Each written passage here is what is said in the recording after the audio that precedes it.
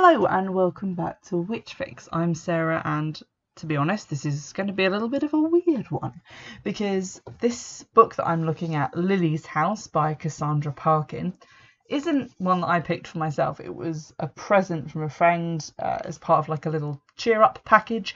We send them to each other sometimes, and this was in there, and they got it for me because on the back the blurb says, "When Jen goes to her grandmother's house for the last time, she's determined not to dwell on the past. As a child, Jen adored Lily and suspected she might be a witch, but the spell was broken long ago, and now her death means there won't be any reconciliation. Lily's gone, but the enchantments she wove and the secrets she kept still remain.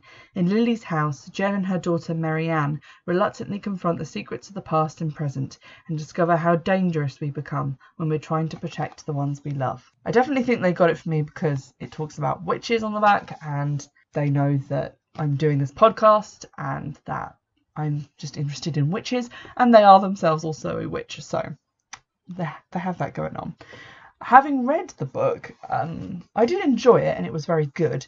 It wasn't necessarily about witches. I will put witch involvement at about a 1 on a scale of 10. There isn't actually so much like magic in it. There are quite a lot of ways in which metaphor is used and ideas in it, in the way they're expressed quite poetically, which makes it seem a little bit like witchcraft, I guess. It kind of reminds me of Practical Magic by Alice Hoffman, perhaps even slightly less magical than that, because the word witch isn't necessarily used to describe her grandmother. I have to say, it is a phenomenal book, and I think it is probably the best book that I have read all year. In the sense that it has stayed with me for quite a while after finishing it, and that's basically why I decided to make an episode about it, because I wasn't sure if it was witchy enough, but it's definitely a really good book and definitely has some of those witchy undertones in there, so I'm going to talk about it. Now, there will be some spoilers because the plot is quite involved, and the plot is what I really liked about it, so I'll try and steer clear of major spoilers, but a few might fall in. So to start with, Cassandra Parkin, quite a successful writer. Her short story collection, New World Fairy Tales, won the 2011 Scott Prize for short stories, and she's had work published in magazines, anthologies, etc. And her debut novel, The Summer We All Ran Away, came out in 2013, and from that she was nominated for Amazon Rising Stars 2014. She has several other books out, including The Beach Hut and The Winter's Child. Lily's House, which is the book that I'm reviewing, was published in 2016.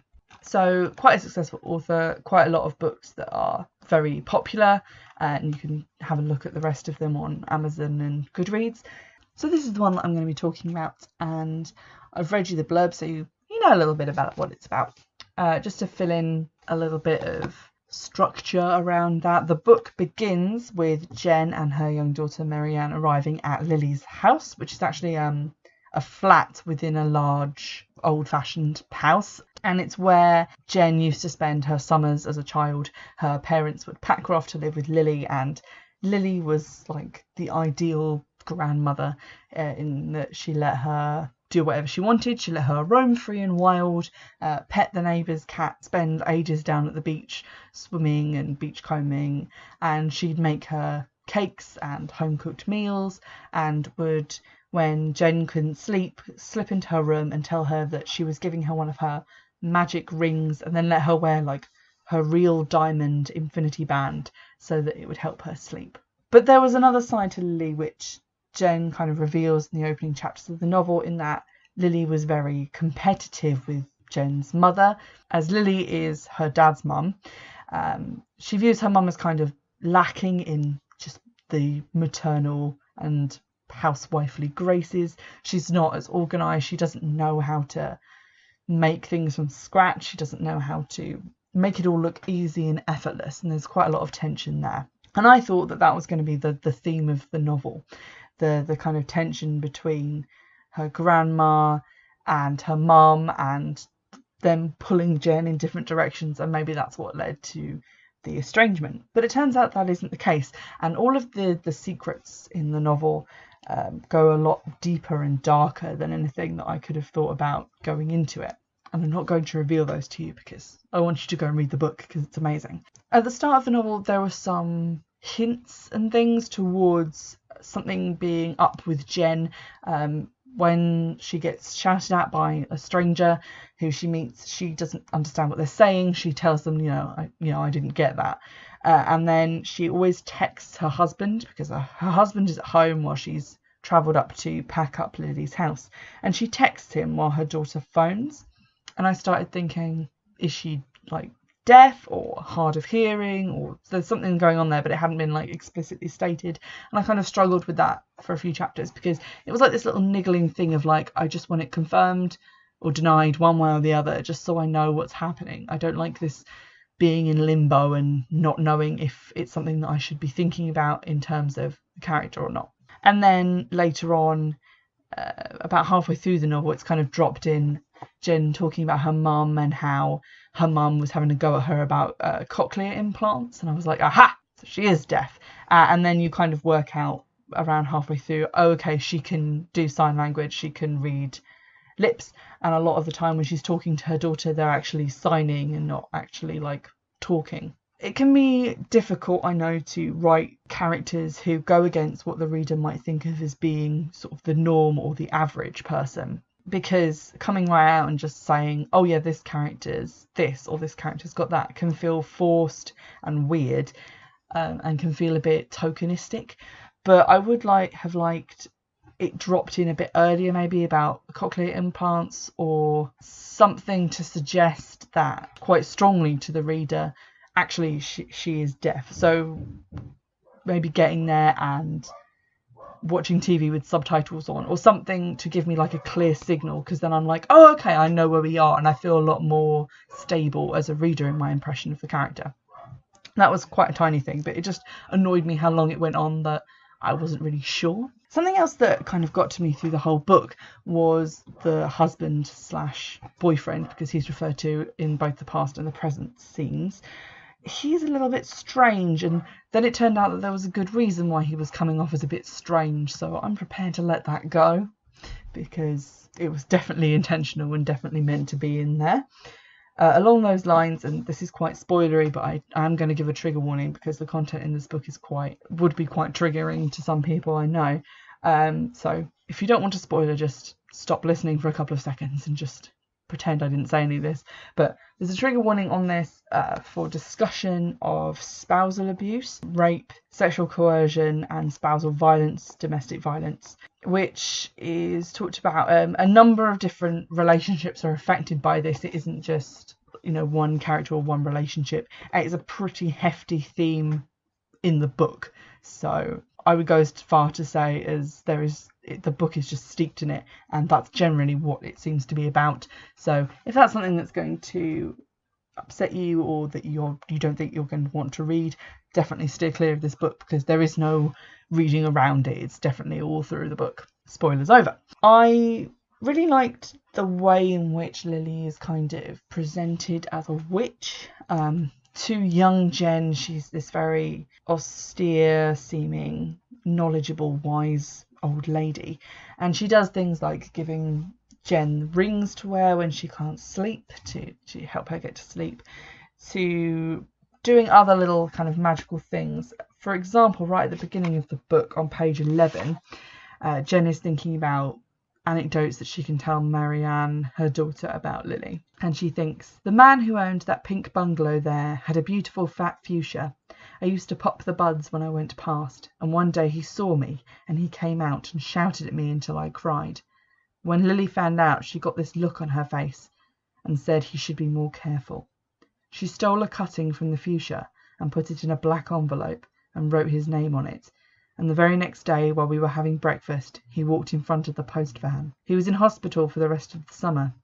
I remember Lily hearing the ambulance and going to look, and when she found out who it was, she smiled to herself, and I was never sure if she'd made it happen. So that's one of the things, and the book is filled with those little anecdotes from young Jen's point of view, that she kind of thinks that her gran is magic and that she can do these like spells and things, when really it's kind of a mixture of folk magic and superstition and just Lily being eccentric and herself. The focus of Lily's magical tradition seems to be a photo album, and this is also the source of the evidence behind a lot of the secrets in the book. She keeps a photo album, and in it she's put pictures of people with sort of things written underneath them which are quite suggestive and which are connected to the secrets concealed within the book. And then around the pictures she's pressed flowers and leaves and things, and those flowers and leaves are perhaps indicative of magic. In one instance, Jen's father had heart trouble and heart problems, and that's what eventually caused his death. And then in the book, around him are leaves from a plant which is used to treat heart sickness. So it's sort of like a kind of sympathetic magic that Lily's put this book together and surrounded him with this healing plant as if in an effort to protect him. And I think that's a really cool idea, and definitely something that you could work into your own magical tradition, which is always nice to get something like that from a book like this. The other overtly magical thing in the book, aside from sort of Lily's actions and Lily's photo album, is the presence of Lily herself. As the book continues and sort of past the halfway mark, Jen starts to hear Lily and see her in places. It changes slightly because it starts out as being just something, you know, that you might hear a voice in your head that you know is just your mind telling you something, but maybe in someone else's voice, like a memory. But as it goes on, she starts to kind of perceive Lily as a distinct figure who's kind of haunting her and giving her advice and staying with her and helping her to work out all these mysteries that Lily has left behind for her. And I thought that was quite magical. It kind of suggests a psychicness, and in fact that sixth sense characteristic is present in other ways throughout the book. For example, Lily and Jen kind of share a power, I guess, in that they know when bad news is coming. They know when things are going to happen. So, for example, although Jen doesn't use the phone because she can't hear it, when she sees her husband answer the phone, she knows somehow from a dream that she had that her father has died. And these dreams kind of repeat themselves through the book. They're quite short, just memories of dreams. You don't actually have to read the whole dream sequence, for which I was phenomenally grateful, because what is more boring than a dream sequence? Like, I'm generally asking, like, is there anything that's more boring than a dream sequence? I guess maybe listening to someone talk about a dream that they've had in person, but pretty close run thing. Anywho, she has a lot of these dreams, and there's symbolism in them and kind of ideas that become relevant to the plot later on, and things that she's come across are kind of revealed through her subconscious in dreams. Is it her subconscious telling her these things, or is it actually like magic and psychic powers? Don't know. Left up to the reader. It's very magical realism, and I quite like that. I was most of the way through the book when I started to worry that the ending wouldn't be able to wrap up the things that it had raised in the book. A lot of the things it had raised were quite shocking and very raw emotionally. There was quite a lot of like, I was definitely getting het up on Jen's behalf and her character's behalf and getting quite concerned, and I was worried as a reader that the book wouldn't be able to sum all that up in a way that was satisfying to me as a reader, that I would feel like the right characters had reached the right ending and other characters had reached the ending that they kind of deserved. This is so hard to do without spoiling things, but you know. But those fears were unfounded, and by the time I'd reached the last page of the novel, I felt like everything had been tied up really well with a neat little bow. It wasn't like an open ending or an ending where the book just kind of stopped at a random moment. It felt very considered, and like I was in the hands of a true professional who had definitely plotted out this book and worked out exactly what they wanted to happen, how many pages it would take for that to happen, and what I would be feeling at the end. It felt expertly crafted, and for that reason it's, again, the best book I've probably read this year. Cannot recommend it enough. It is definitely a really emotional read.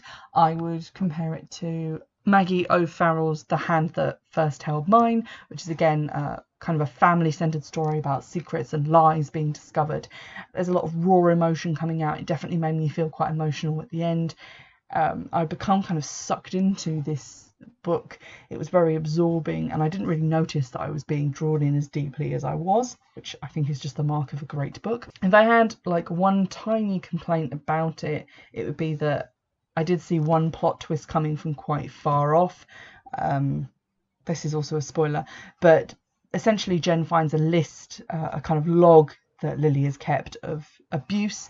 It was from quite a long time ago, but she's kept like a note of fights that she's heard and screams that she's heard through the floor. And this seems to relate to the downstairs neighbour and his wife. And it was quite obvious from the list and the way that it didn't really have any pronouns in it that the kind of twist was going to be that it's actually the husband being abused. But I thought it was fairly obvious because aside from the lack of pronouns, one of the things is that she notices a burn in the shape of an iron. And I don't know if it was just my background knowledge of EastEnders plotlines, but I was just like, usually it's the woman that burns the man with the iron and not the other way around.